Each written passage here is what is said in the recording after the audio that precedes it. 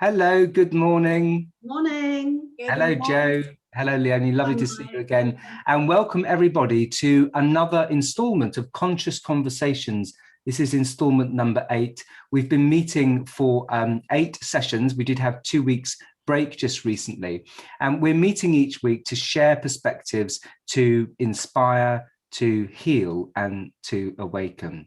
So if you've not joined us before, my name's Mike Jenkins, and joining me is Joe Scott, nutritionist and kinesiologist, and also Dr. Leonie Morris, energy psychologist and energy medicine practitioner.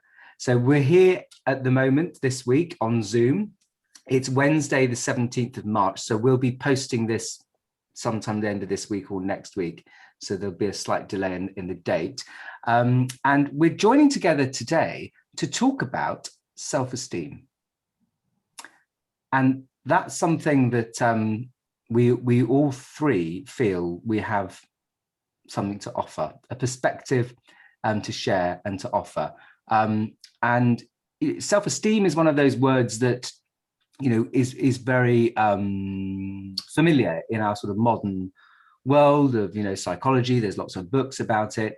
But if we look at our own individual experience in life, we can find all of the kind of topics really, and all of the experience of it in our own understanding. I'm waffling a bit, but basically what I mean is we all know what it's like to feel not good enough, to feel like, oh, I'm not really very good at that, or I'm not as good as others. And I think that that's a universal experience that we all have, the feeling of not being good enough. So Leonie, can you kick us off and share your perspective? I know you've got a lot to say about it. Yeah, I have got a lot to say, but I've probably got a lot to say about too many subjects. But this is one that's really close to my heart because I am probably a long-term sufferer of low self-esteem. So family of 5 children, the youngest and the only female. I was brought up feeling like I didn't belong, like I didn't have a voice, like I was basically the wrong sex in the wrong family, totally black sheep of the family. I didn't feel like I was worthy at all. So I suffered. I did suffer. It took me a long time. It's why I went into psychology. It's why I chose to study for so long, because I was fascinated by what motivated us and what allowed us to fall into that space of despair because we didn't feel we were good enough. So I have many years of study on this subject. And for me, I've come down to an understanding, working with our energy, that self-esteem, self-worth and self-love, they're all very similar. They come from a similar stem. If we love ourselves, it's something to do with how we relate to ourselves on the inside. It's to do with our inner energy, how we reflect, how we relate, how we talk to our own inner self, what goes on in here, the inner critic or the inner cheerleader, what goes on in our hearts. And the chakra system is an energy system that lots of people have heard of. And most people know we've got 7 starting at our root and going to the crown. But the chakra system is something that stores every single experience, every single emotion, every single memory in our entire life, and actually going on before that. So this amazing storehouse of memories. Self-esteem, self-worth are learned. We aren't born into this world with feeling low self-esteem. We learn that we're not good enough, and we learn that from the outside world. We learn that from our parents, from our siblings, from the kids at school, from what a teacher might have said to us, particularly in the younger years, you know, the 1 to 7 when we're developing. And I believe, this isn't often talked about with the chakras, but for each chakra, there's kind of a fundamental belief. And that belief carries a positive charge, a positive energy. And if you hold on to that belief, your energy patterns are buoyant and you feel that self-esteem and that self-worth. And for me, at the root chakra, it's I belong and I'm safe. So many of us learn that we don't belong. Like I was saying, I didn't feel I belonged. My emotions were out of kilter. I was female, had female desires and needs, and they were quashed and repressed. I didn't belong. The root was out of balance. The next energy center is your sacral chakra, which is about connecting. It's about being. It's about relating to other people. It's your emotional balance. I got taught that my emotions didn't count and I had to repress them. So the fundamental truth that I trust myself, I love myself and I trust other people, I didn't have that either. Then I went to the solar plexus, about your power. This is where your will, your fire to get things done, your goal setting in the outside world. I wasn't allowed to do things because I was a girl. That was wiped out. I have no power to set goals. I can't choose to do my own thing. Undermined. Heart. Well, I was allowed to be loving, but of other people, not myself. It was crude and, kind of almost blasphemous in our household to love yourself and do things and put yourself first. I came bottom of the list, out of whack. Speaking, your throat chakra. Was I allowed to share my truth, speak my truth, have a different opinion to someone else? No. Girls were there to look pretty, to be seen and not heard. Ditto, the kind of the wisdom, the seeing, the intuition, the imagination and the creation. I was born in a world of black and white and science, and even being able to share things of an imaginative nature, to have flair and flamboyance, and to share what was going on in my inner world. No. And I hope I'm sharing all of this in detail because all of those energy centers, if they're out of whack from the very beginning, from the root, I'm not safe. I don't connect. I don't belong. I haven't got emotions. I can't share my will. I can't act in the world. I can't deliver. I can't love myself. I have to put everyone else first. I can't speak and I can't share what's going on in my head. I can't share my truth. I can't share my vision with the world. Oh my goodness, that is so undermining to your self-esteem. And if you can relate to any one of those in your childhood as you were growing up, just one of those out of balance is a complete knock to your energy system. And what it does from an energetic point of view is pulls everything in so tightly, you have no space to be yourself. So I want to share some energy tools now that allow you to put all of those different chakras into balance and alignment so you connect to your own wisdom. You connect to your will and your power to deliver in the world. You connect to your voice and your truth, and you connect to your self-love. And the first one, I should have said this before I started talking, but literally just I call it encasing or wrapping the thumb. Wrapping your thumb in your thumb, and I'm sure Joe will know this, the thumb has a lot of very important acupoints, particularly in relation to the earth element in Chinese medicine. This is your kind of the mother, the kind of the nurturing, the caring, the loving. This is inviting into your energy patterns the feeling of belonging, the feeling of being nurtured, the feeling of being cared for. And I often, if I'm feeling a little bit out of sorts, just holding on to your thumb, and I'm wondering that's why infants sometimes grasp their thumbs or suck their thumb. It's incredibly soothing. This is your inner mummy. And just holding that, your thumb and taking some deep belly breaths is a really positive way to feel okay, to feel safe, to feel earthed, to know that you belong, and whatever happens unconditionally, no one else can affect your self-esteem, and you're always okay. And I want to share 3. So that's my first one. But the other one is in relation to your spleen. So if you look at your pectorals or breasts, your bra line, if you're a woman, and come directly underneath your armpit, it's kind of one, if I put my hand directly into my armpit, it's the next hand down. That is your spleen point. And I like to hold on to my spleen point with one hand, this is my right hand, and connect it to my heart. So I always do my kind of 3 finger and thumb, get those fingerprint notches and put that right in the center of your breastplate. And this is connecting your spleen meridian, which is the energy, again, of your inner mother. You're channeling your inner mother. So this is about, again, inviting a nurturing energy into your energy patterns and connecting that directly with your heart system. So mother, heart, love, self-love. And I often do this. I call this the mashed potatoes, the nurturing dish of comfort food. This is the comfort food of energy medicine. It's so nurturing and soothing to your whole nervous system. It's calming you. It's releasing negative thoughts, negative emotions, reminding you that you're unique, always lovable, unconditionally lovable. You have so much to offer, because your energy inside is saying, I'm your mum. To me, you are everything. You're perfect just as you are.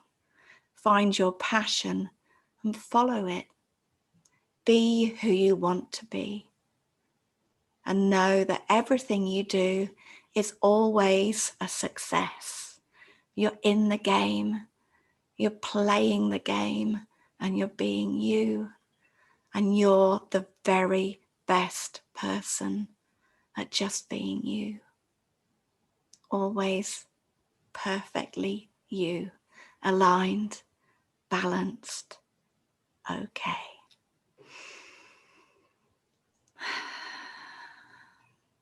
And just watching you guys on the screen, the energy really starts to spiral in a beautiful, comforting hug. I don't know whether you can feel it. Your energy systems are basically giving you a warm hug. And I hope you guys can feel that at home if you were practicing along.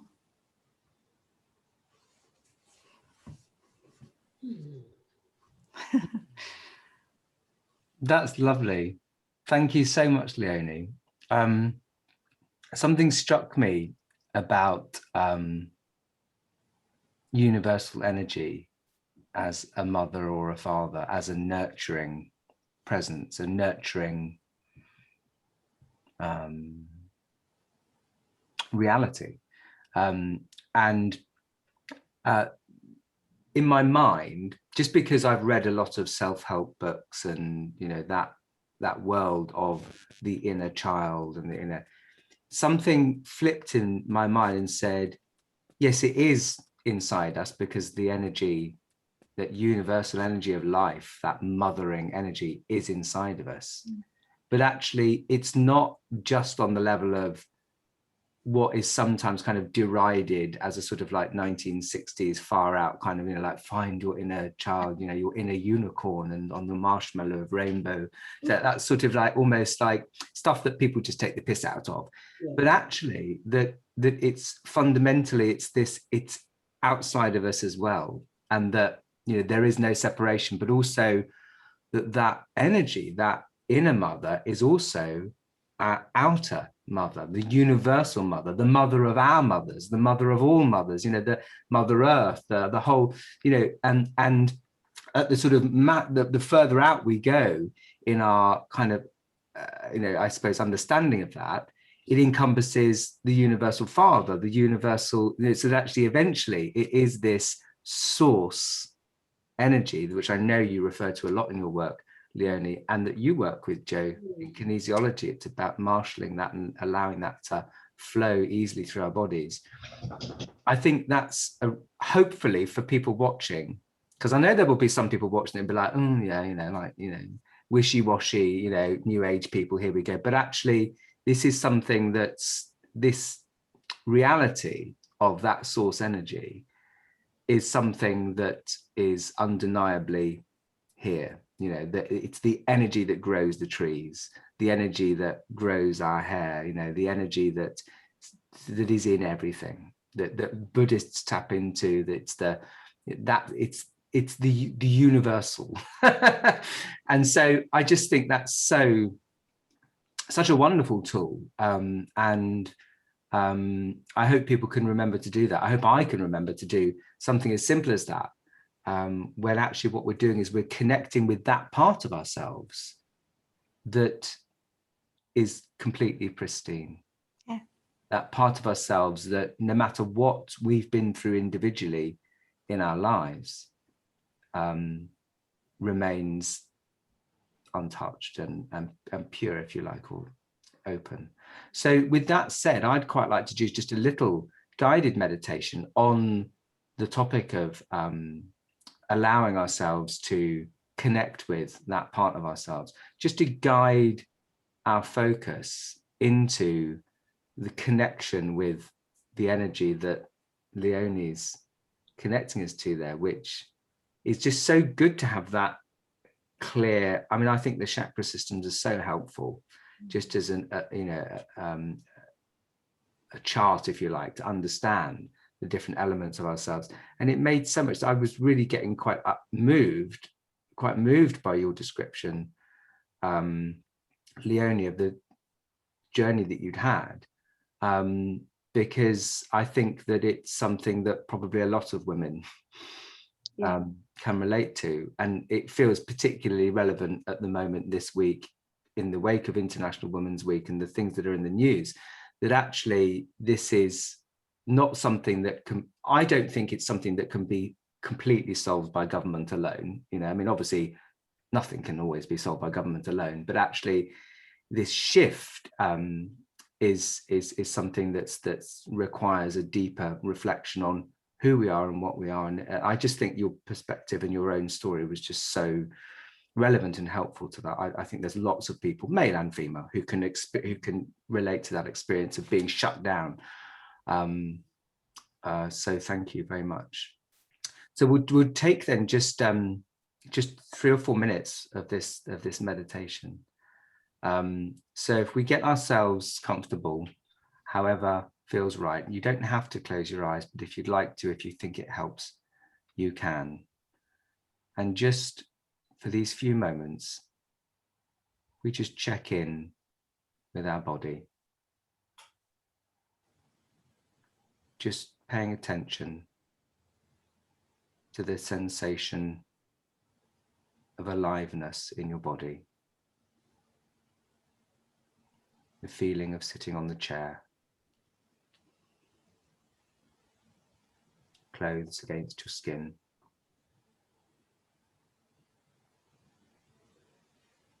the sounds of the world around you.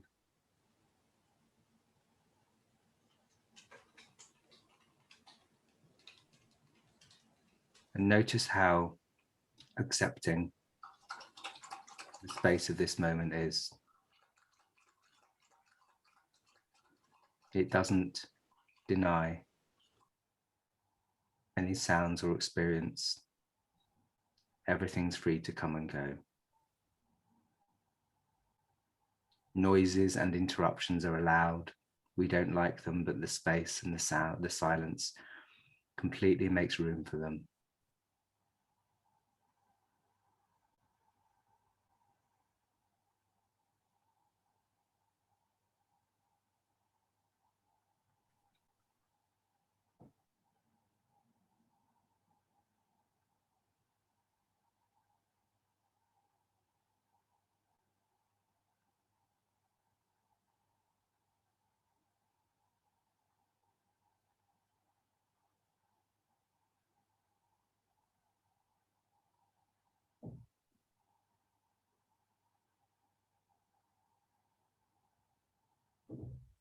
And just turning our attention towards our thoughts of ourselves.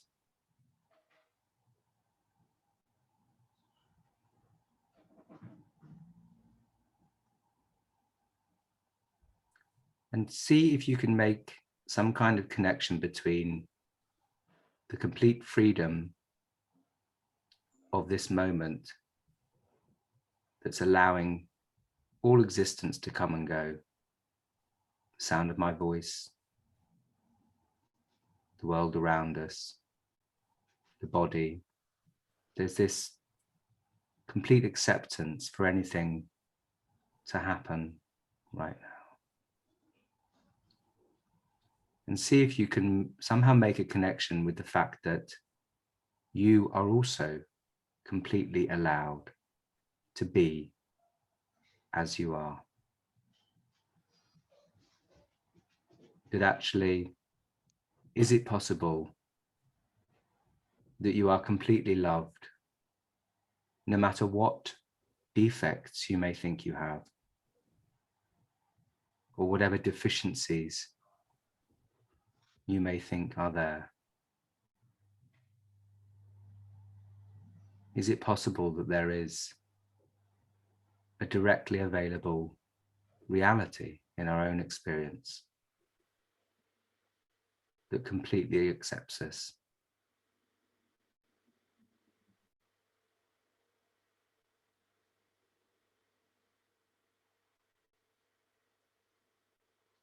That says, it's okay, you are loved, all is well.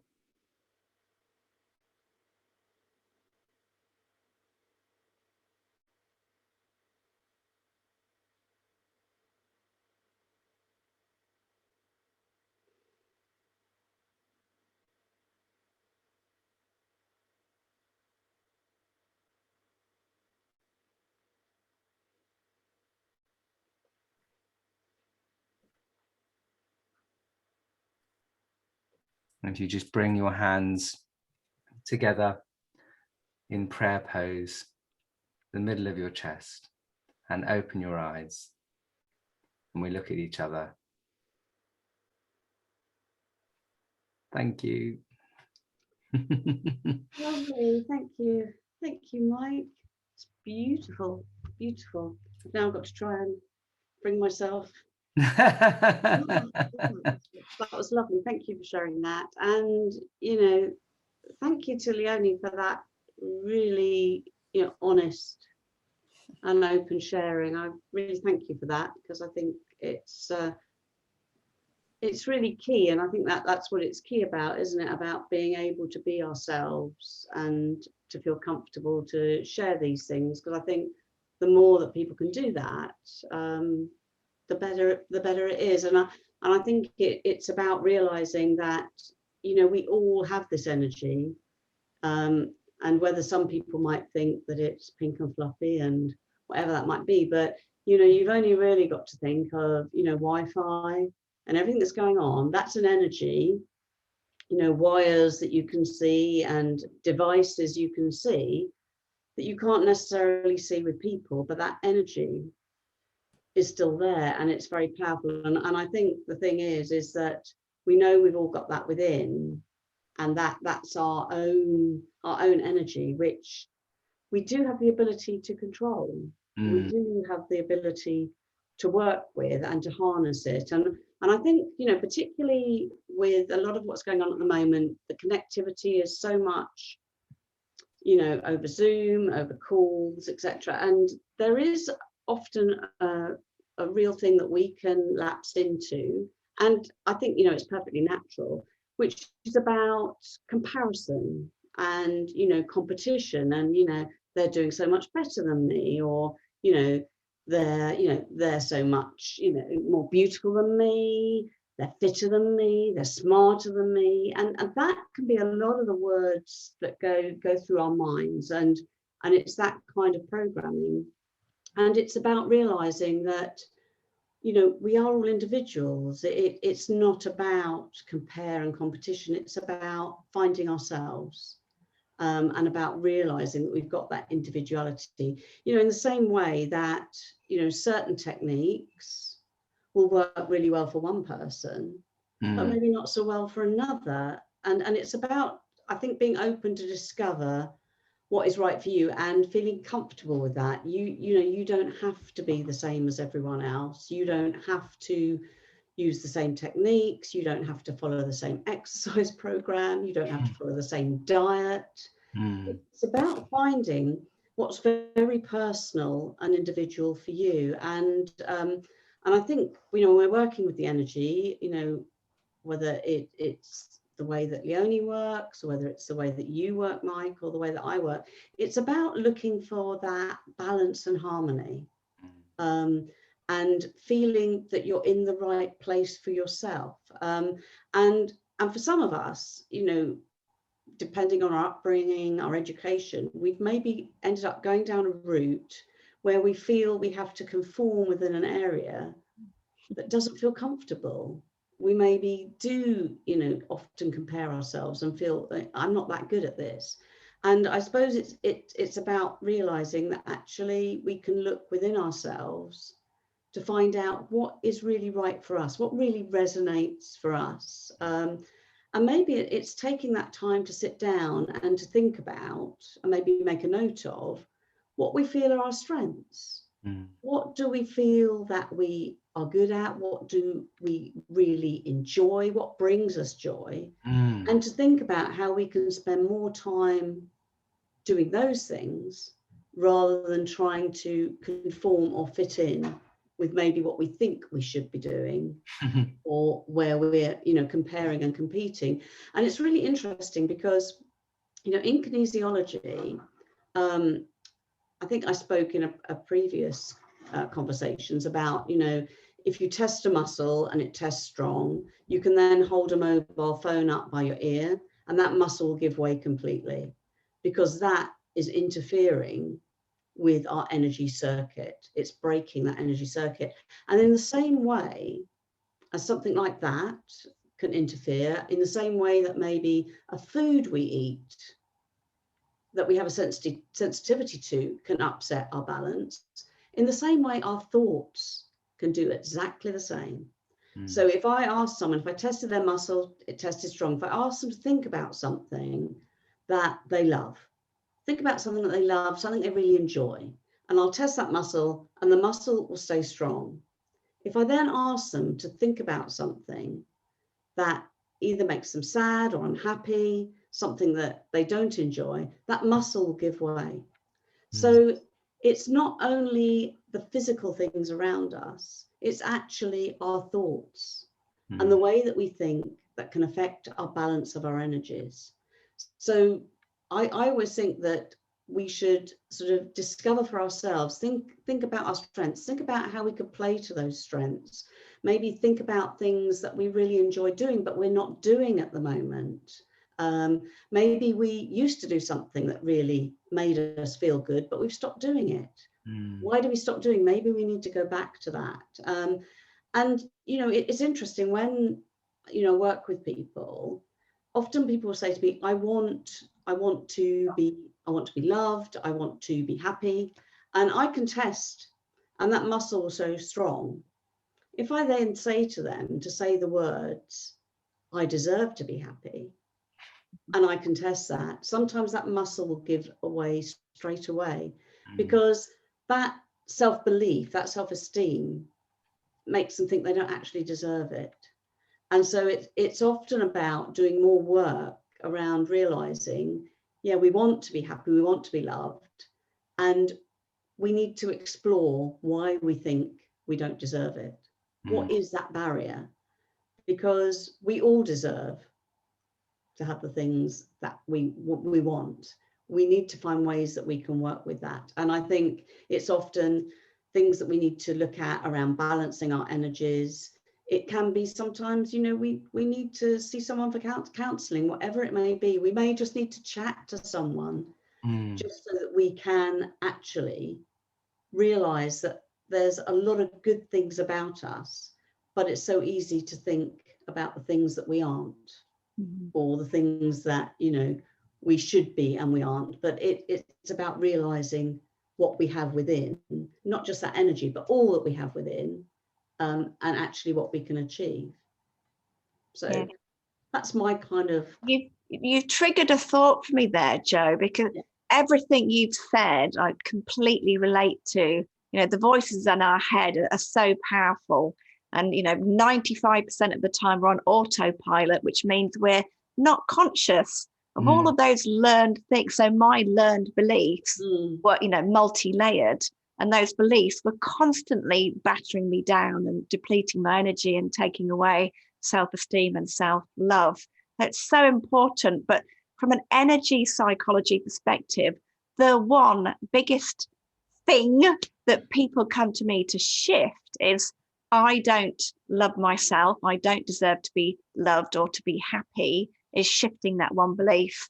So I actually use EFT, emotional freedom tapping to release those negative beliefs, to get you into that good place. It's too long a process to share on here, but know more about it. Maybe we can do something on that at a later point. It was interesting because I jotted a note down to say about EFT, but I thought, like you know, that's too long a process. But actually, maybe another week we should do it. We could actually do it and show how it works, because the thing I love about it is that it's something that people can take away from a session and they can practice for themselves as many times a day as they like. And it's really powerful in getting rid of those ingrained programs that we have and almost having a fresh program, isn't it? So absolutely, but incredibly powerful. Yeah. And now proven. So a lot of people kind of poo-poo it, as we've always said. It's seen as, you know, a too fringe, too out there, too woo-woo. But there's a lot of scientific record now that proves A, it works, and B, it's incredibly quick. Yes, it can. Long-seated unconscious beliefs. And again, it's, you know, it's one of those great tools that you can share with someone, and they've got it in their toolbox for life then, haven't they? So definitely. It's also I mean, what I would say to those people who say, you know, this stuff doesn't work, is, first of all, have you tried it? And you apply it and see what results you get. But also, it stands to I mean, an emotional freedom technique and the tapping, I think it does, it embeds those sort of changes in thinking patterns a lot quicker. I've experienced it myself. But just the other way, looking at it the other way around, you know, it's taken us years to develop those negative self images, those thoughts, you know, that I don't deserve this, I'm not good enough, or the opposite, you know, well, I deserve everything, you know, why wouldn't I have everything? I can have what I want, they can't stop me. You know, that can be out of balance as well. And, you know, that might take us 25, 35, 45 years of thinking the same thoughts over and over again, every day, several hundred times a day. You know, it might take 30 years of that for that to be locked in as a completely underlying belief, you know, or unconscious underlying belief. And so I think it's worth saying that to those people, is that, well, that's how it works in the first place. It starts that way, you know, and to unpick it, you know, kind of, you know, to change it, you know, we do have to, we have to do a bit of work on it. And I think that the good thing, I think that I like about our sharing, is that we don't have to do this stuff on our own. You know, there are people out there who can act as a guide or a mentor or a companion in this kind of work. You know, so the work that Jo does is really about kind of companionship and being with you through a journey of behavior change, emotional, physical, on every level, you know, food, nutrition, and all of it. Similarly, the work that you do, Leonie, you know, it's about positive behavior change, and sometimes it's about addressing trauma, you know, which some people, you know, which for some people, it's just really not possible to do that on your own. You need, and like you say, Jo, sometimes it requires a specific intervention. I just think these things are so helpful. I love talking about them with you both.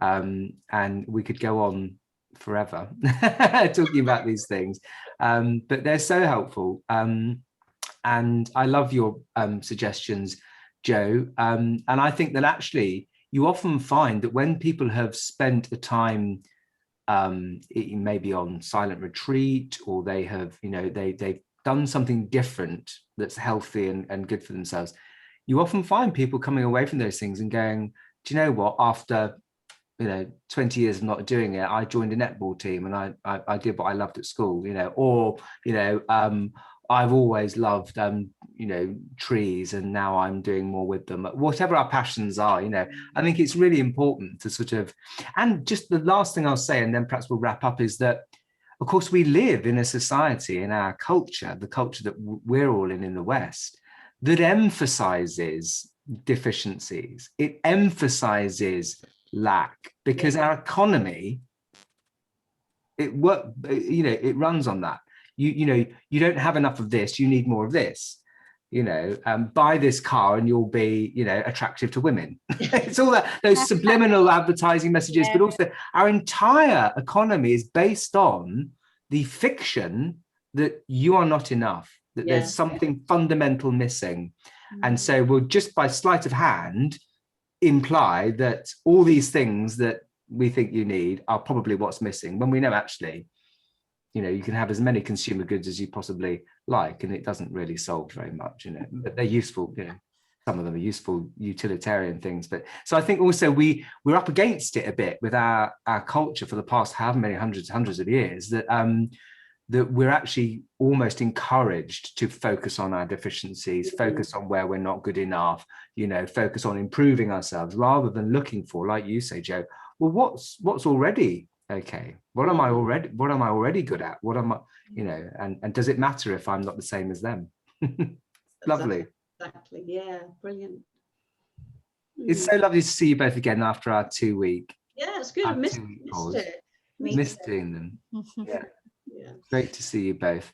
And perhaps Leonie and I were emailing and chatting the other day about the potential of maybe doing some kind of more structured event with guests, and invited guests, to maybe do some kind of webinar or something that could hopefully eventually happen in the 3D world when things open up. Yeah. Perfect. Oh, we'll have to get together. I was hoping that people can shout in with what they'd most love to hear and see and learn, what techniques would really help them, what are they missing, what are their things that they think they're scarce in their world, and we can plug that scarcity. It would be good. I'd like to do that as sort of a webinar, if there's interest. Well, let's explore that further. That would be good. Great. Lovely to see you. Have a good day. Yeah, have a good day, everyone. Lots of love. Yeah. Take care, everyone. Bye. Bye. Bye. Bye-bye.